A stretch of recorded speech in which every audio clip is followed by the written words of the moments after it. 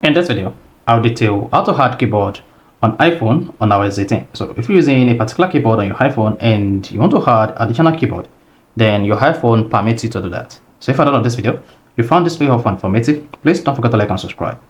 Now, to add keyboard on iPhone on iOS 18, all you just need to do is go to your iPhone settings. On the settings page, scroll down and click on General. Then you want to scroll down and click on Keyboard. Once you select the keyboard, you see keyboard here, tap keyboards.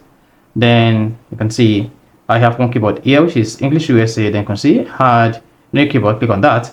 And here you'll be able to add new keyboard to your iPhone keyboard. So let's say I want to add this, that's suggested keyboard, just click on it.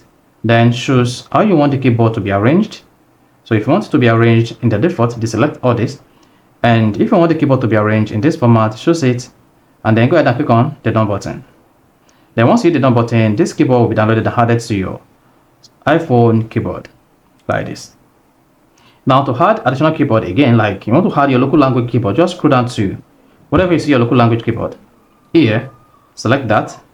Then if you click on this keyboard, then you'll be prompted to select or choose how you want the keyboard to be arranged. Then once selected, hit the back button. Then that is it. Now go ahead and open any chat app. So use this keyboard. Then you should see this global icon at the bottom left, click on it.